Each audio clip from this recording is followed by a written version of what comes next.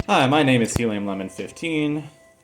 Today is February 12th, and this is Timespinner. This is part 24. We're still wandering around, and we're still doing a few side quests. Notice that there's a few areas in Royal Towers that we haven't explored, and I'm still wondering why we can't finish all of Nalist's side quests. But we'll figure that out in the next video, and I have kind of a funny story about that. And I was like, oh, look at that tower up there. No, so I came to the Royal Towers to grind for plasma pods because I thought that that was Nalist's next quest. But that was a quest that we had done already, so let's get past all these birds with armor.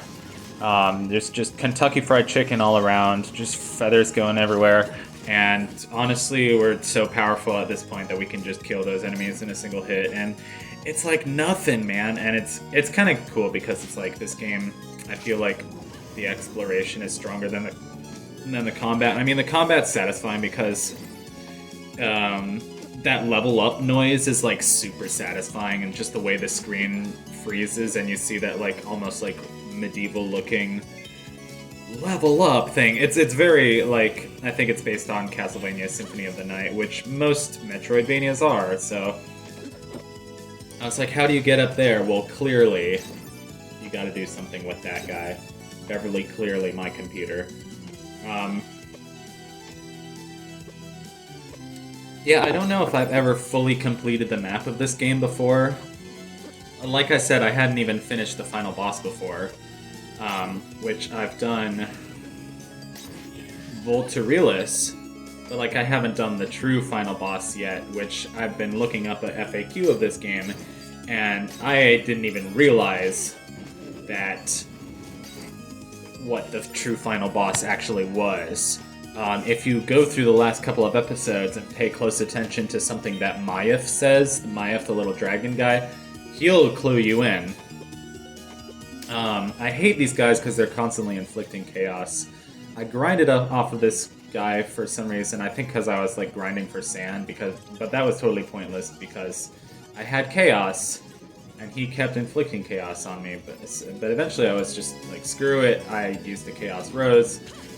I froze this guy in time. I was like, no, that's not high enough, so I unfroze time, got a little bit more sand because this room is very generous with sand, avoided this guy's attack, and then dashed across the room from the little entry point. And what's in this chest? A new familiar. So that's 4 of them. I don't know how many familiars are actually in the game. There can't be that many. There can't be that many because there's not that many. There can't be that many screens of the map that I haven't actually seen.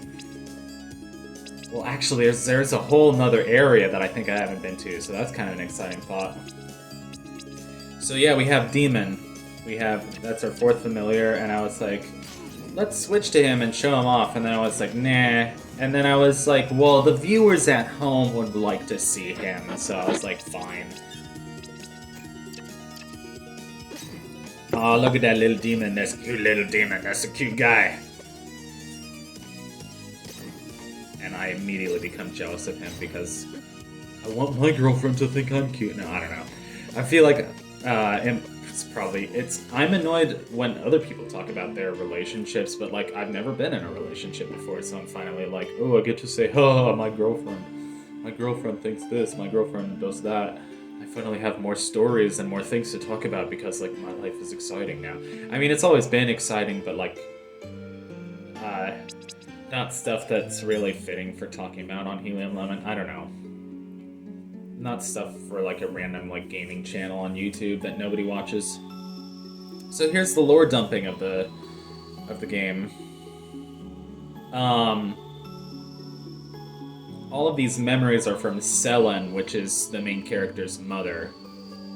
So each time we complete the circle, we hear their story and they hear ours. We welcome them back into the clan. They find new families, but the future they reveal are always grim, the grief in their eyes permanent. We train more messengers now, too. We don't know how many we will need. We will need fresh blood in the clan soon. Some of the women have planned journeys to the city, hoping to become mothers. We need supplies, too, and I have volunteered to trade. I'm curious about the Lukiani, about why they want the Timespinner, or if they even know about it specifically. A small part of me still longs for a chance at adventure, and a greater part would spare these children their heavy burden.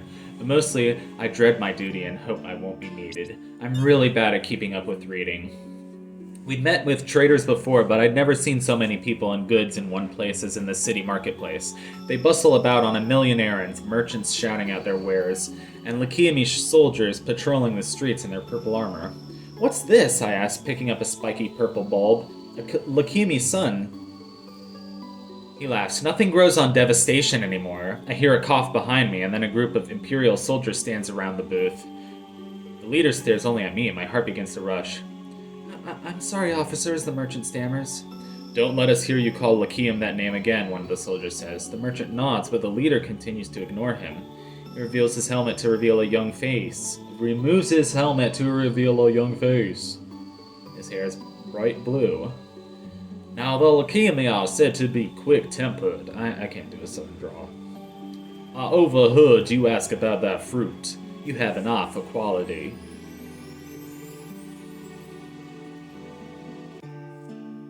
So that's how I met your mother. That's how this blue-haired dude, who, if you remember, is Emperor Nuvius, met Lunaeus' mother. He bought her a fruit at the market stand.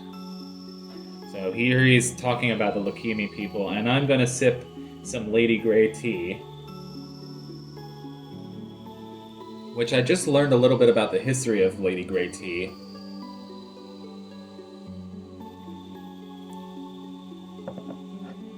So Earl Grey was invented sometime in the 19th century. And it's like you combine black tea with like oil of bergamot, which is like a green citrus fruit, but it's the size of an orange. Actually, it's bergamot, I think. But like, it was supposedly named after some earl who was in Parliament, but like, they don't think so because like people thought drinking tea with bergamot was quote unquote disreputable still at that time. So I don't know who it's like. Nobody knows who it's actually named after, except it might have been like named after this guy, Lord Charles, Earl of Grey or whatever. And then all these different like Lady Grey, like Empress Grey stuff was they're trademarked to Twining's tea. And Lady Grey is actually for people who think that like Earl Grey is too strong or too bold or something. And Lady Grey has like more lemon and orange peel in it. Oh, so this was the one about a guy who comes back in time and he's like, "Oh, by the way, the two of us, we had a family," and the woman's standing there like married to somebody else.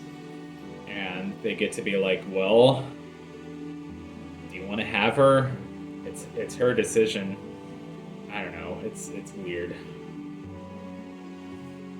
But like these time spinners have very rough lives because they have to go into the future and then warn people of the impending disaster. Which I don't get. Like, do they age? Are they coming back a much older version of themselves? So why was that woman already married to somebody else? Unless he came from a different timeline? I don't know. I don't get it. Lunaeus was born as she traveled. She had brilliant blue hair, confirming in my mind who the father must have been. Lunaeus is headstrong. She rallies the kids around her in games of exploration and adventure. I try to teach her patience, but it comes slowly. But she's strong. Not like Farron and Gianna's strong. Yorn is quiet, and he can be mean. But I cannot blame him. Farron gives him little attention. Yorn seems to be unable to replace. "Lunaeus, wait up," Yorn calls. Lunaeus pauses, then Yorn rushes past to her. "Ah, sucker." Lunaeus snarls and gives chase. Sticks float in the air around her head. Her aura is powerful, more powerful than mine.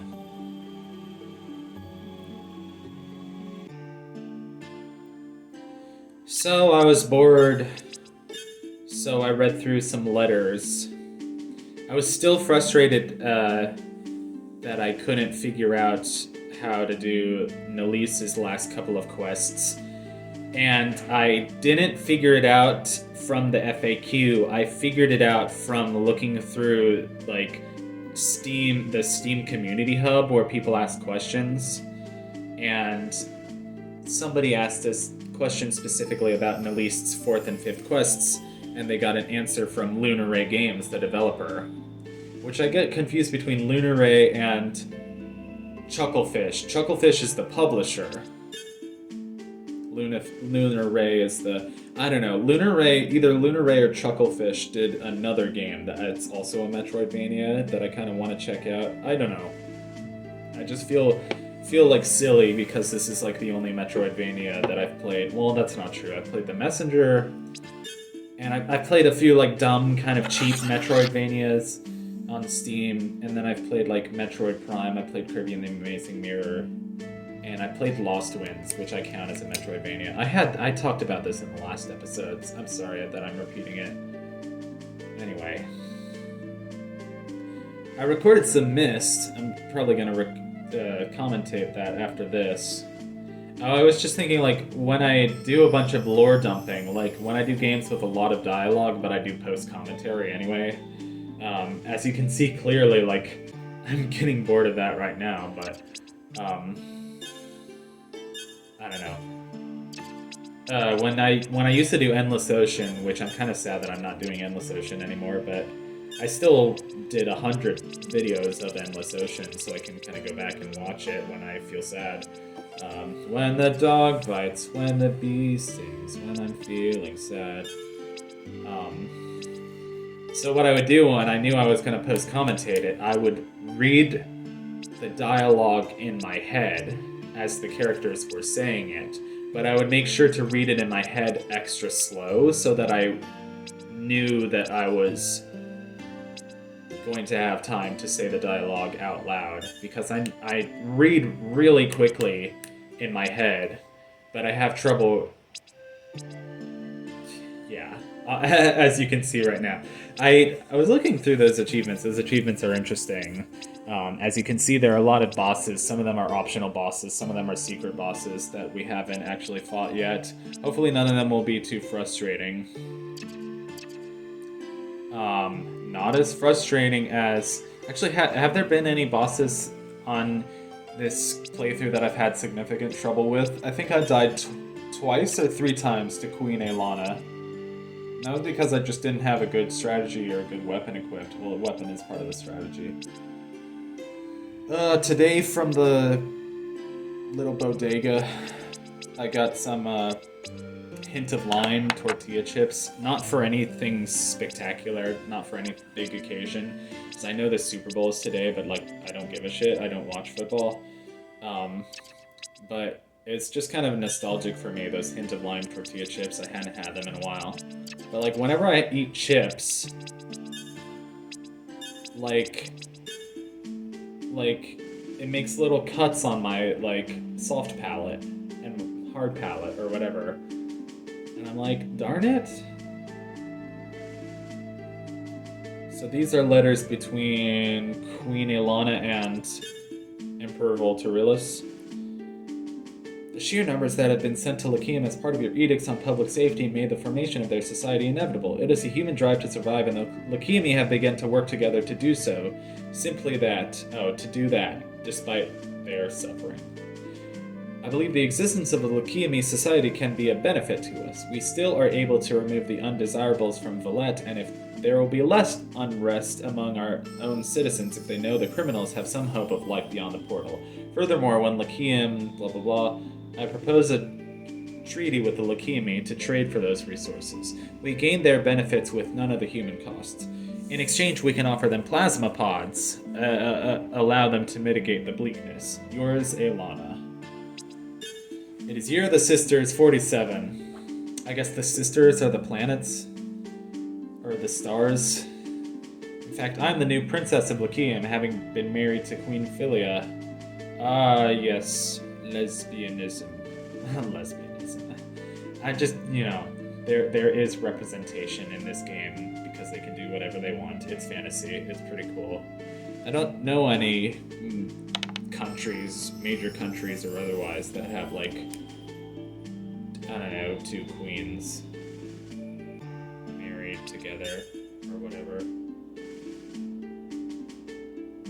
maybe I read that wrong. Either way, it is confirmed in the lore of this game that Queen Aelana is lesbian, which is cool. Please listen to Philia. She is wise and she wants only peace. Don't make the same mistake as before. Stained letter. Now this one is cool because it has blood on it. Aelana, no, you are a fool. Lycian belongs to me. You are but prisoners. Do not forget that, and do not expect to see your dear Philia again. Ooh, gruesome. So, in the next episode of Timespinner, we'll finish all of the side quests. Thanks for watching. Goodbye.